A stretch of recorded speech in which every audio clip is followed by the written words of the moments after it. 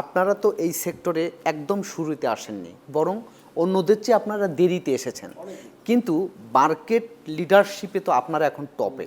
জি 10 বছর ধরেই। হ্যাঁ, এই এই জায়গাটা আসলে কিভাবে অর্জন হলো?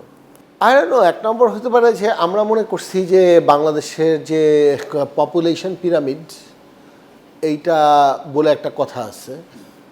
এখন পপুলেশন পিরামিডে যদি আপনি শুধু মাথা উপরের দিকে তাকায় থাকেন তাহলে আপনি একটা ছোট্ট অংশ দেখেন, আর আপনি যদি পিরামিডের নিচের দিকে নামতে থাকেন তাহলে একটা বড় অংশ দেখেন। এখন অনেকেই বোধহয় ক্র্যাকডাউন করতে পারে নাই যে মিডল ক্লাসের সাথে কি করে একটা সুপার মার্কেট কালচার কানেক্টেড হবে। এই অ্যাটিটিউড চেঞ্জটা সম্ভবত স্বপ্ন করতে পারছে। It's a science of habit change, যেটা আপনি আপনার জেনারেশন টু জেনারেশন একটা হ্যাবিটের মধ্যে দিয়ে আপনি অভ্যস্ত, সেটাকে পাল্টানো তত সহজ না।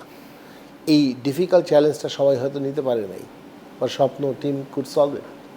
তারপরে আপনারা সব ধরনের কাস্টমারের বা ভোক্তাদের কথাই আপনারা বিবেচনা করেছেন। আমার মনে হয় সেটাই হচ্ছে we were relevant say to বাংলাদেশের জন্য আমরা প্রাসঙ্গিক। আমরা মনে করি মধ্যবিত্ত নিম্ন মধ্যবিত্ত মানুষ ম্যাটার করে। আমরা মনে করি না যে ফুটানির যে উপরের ক্লাস এইটাই সুপার মার্কেটের ক্লাস, এটা আমরা মনে করি নাই। So we challenge the assumption behind super market, that's why we are number 1.